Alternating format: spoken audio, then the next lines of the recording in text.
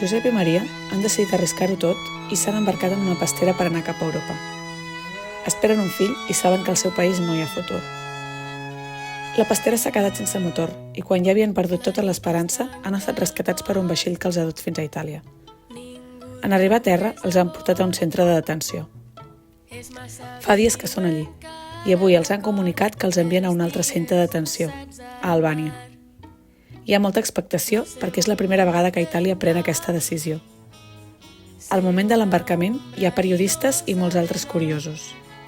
Els governs d'Europa, per les declaracions dels dirigents, semblen admirar la iniciativa. Josep i Maria tenen por.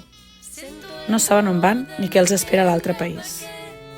Maria nota una sensació estranya i avisa la policia italiana que no es troba bé.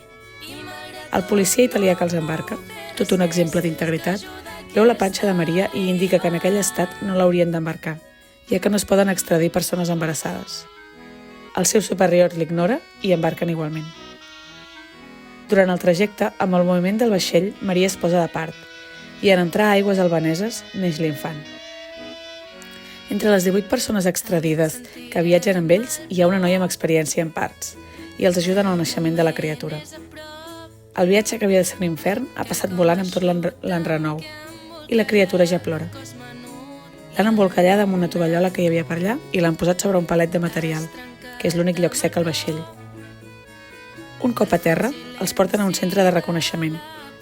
Allí, els serveis sanitaris certifiquen el que acaba de passar i decideixen comunicar a les autoritats que no acceptin l'ingrés dels extradits perquè no es compleixen les condicions establertes per fer-ho. Les autoritats albaneses confirmen la informació i retornen quasi tot el grup cap a Itàlia. La premsa gairebé no es fa ressò del retorn.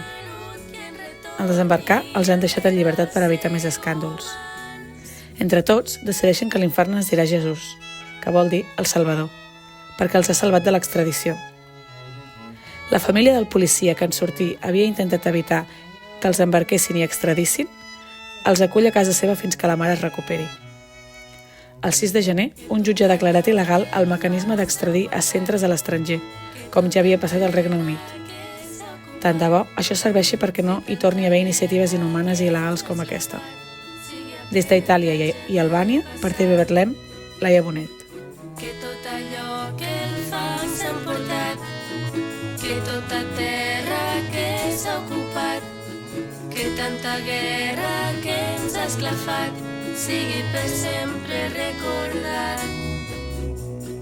Que tot allò que el fang s'ha emportat, que tota terra que s'ha ocupat, que tanta guerra que ens ha esclafat, sigui aprenentatge del passat.